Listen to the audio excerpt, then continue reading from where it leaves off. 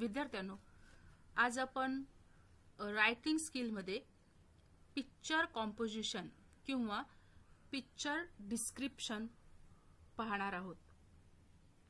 त्यालाच आपण मराठीमध्ये चित्राचे वर्णन असे म्हणतो। यामध्ये आपल्याला एक चित्र दिलेलं असतं आणि त्या चित्राचं बारीक निरीक्षण करून आपल्याला वर्णन किंवा वाक्य लिहायचे असतात। या ठिकाणी आपल्याला एक चित्र दिलेलं आहे आणि त्या चित्रावर आधारित आपल्याला 4 लाईन्स लिहायच्या आहेत। आपण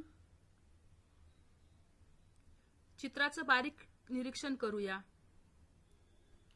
या चित्रामध्ये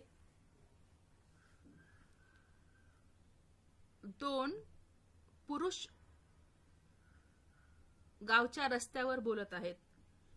एका पुरुषाच्या हातात पांढऱ्या रंगाची मांजर धरलेली आहे। दुसरा पुरुष बोलताना हसत आहे। मांजर धरलेला जो पुरुष आहे तो आश्चर्यचकित झालेला आहे। त्या दोघांच्या मागे 4 झाडे चित्रात दिसत आहेत। रस्त्यावरून दुरून एक व्यक्ती चालताना दिसत आहे। हे ठिकाण शांत आणि निसर्गरम्य वाटत आहे। हे दोघे कदाचित त्या पांढऱ्या शुभ्र मांजरीबद्दल बोलत असावेत। दोघेही साध्या कपड्यामध्ये आहेत आणि ती एक मैत्रीपूर्ण अशी भेट दिसत आहे। असं मी तुम्हाला मराठीत सांगितलं। आता हेच आपल्याला इंग्रजीमध्ये लिहायचं आहे। पिक्चर डिस्क्रिप्शन करत असताना आपण 2 काळ विचारात घेतो। एक म्हणजे साधा वर्तमान काळ आणि दुसरा म्हणजे चालू वर्तमान काळ।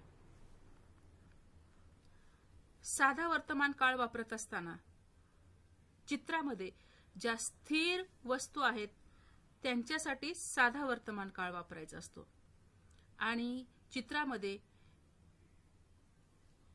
क्रिया करणाऱ्या ज्या गोष्टी आहेत त्यांच्यासाठी चालू वर्तमान काळ वापरायचा असतो। या ठिकाणी आपण सेंटेन्सेस पाहणार आहोत। मी प्रत्येक सेंटेन्स सांगितलं की त्याचा अर्थ इथे मराठीत सांगणार आहे। तुम्हाला जनरली पिक्चर डिस्क्रिप्शन किंवा पिक्चर कॉम्पोजिशन हा प्रश्न 4 गुणांसाठी तुमच्या प्रश्नपत्रिकेमध्ये येतो। 7वी आणि 8वीच्या विद्यार्थ्यांसाठी हा प्रश्न पिक्चर कॉम्पोजिशनचा त्यांच्या ऍक्टिव्हिटी शीट मध्ये जनरली येतो।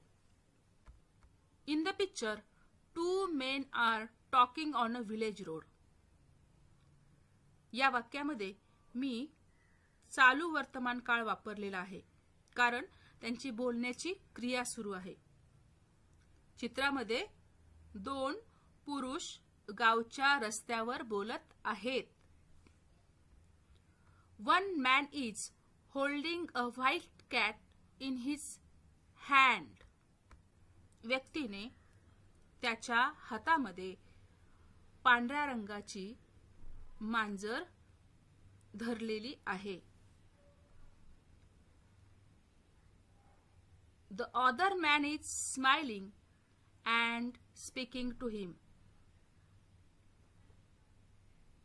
दुसरा व्यक्ती हसत आहे आणि त्याच्याशी बोलत आहे। The man with the cat looks surprised। म्हणजे मांजर धरलेला जो व्यक्ती आहे किंवा जो पुरुष आहे तो आश्चर्यचकित दिसतो। There are 4 trees behind them। या 2 व्यक्तींच्या 2 पुरुषांच्या मागे 4 झाडे आहेत। One person is walking far behind on the road. रस्त्यावर दूर एक व्यक्ती चालताना दिसते. इज वॉकिंग दिसत आहे. The place looks quiet and peaceful. ठिकाण शांत आणि निसर्गरम्य वाटते दिसते. They may be talking about the cat.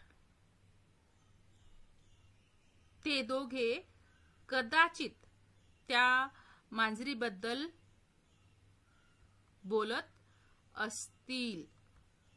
Both men are wearing simple clothes.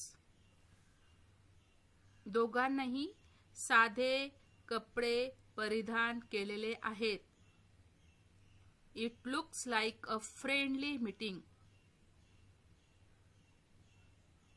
मैत्रीपूर्ण भेटीसारखे दिसत आहे. अशा प्रकारे मी इथे सोपे आणि साधे वाक्य केलेले आहेत. यामध्ये तुमच्या लक्षात आलं असेल की ज्या वाक्यामध्ये मी चालू वर्तमान काळ वापरला आहे म्हणजेच प्रेझेंट कंटिन्युअस टेन्स वापरला आहे, त्या वाक्यामध्ये त्या चित्रामध्ये क्रिया दिसत आहे आणि ज्या वाक्यांमध्ये साधा वर्तमान काळ म्हणजेच सिंपल प्रेझेंट टेन्स वापरलेला आहे त्या वाक्यासाठी चित्रामध्ये त्या गोष्टी किंवा वस्तू स्थिर दिसत आहेत. या पिक्चर कॉम्पोजिशनला आपण टायटल द्यायला पाहिजे. A friendly conversation about a cat. विद्यार्थ्यांनो, तुम्हाला हे पिक्चर कॉम्पोजिशन कसे वाटले ते तुम्ही कॉमेंटमध्ये जरूर सांगा. तुम्हाला फक्त 4 सेंटेन्सेस 4 मार्क्ससाठी लिहायचे असतात, पण जास्तीचे लिहिले तर जर एखादं स्पेलिंग चुकलं किंवा वाक्याची रचना चुकली तर जास्तीचे सेंटेन्सेस लिहिल्यामुळे आपले मार्क्स जात नाहीत. त्यामुळे जेवढे जास्त सेंटेन्सेस तुम्ही लिहाल तेवढे लिहिण्याचा प्रयत्न करा.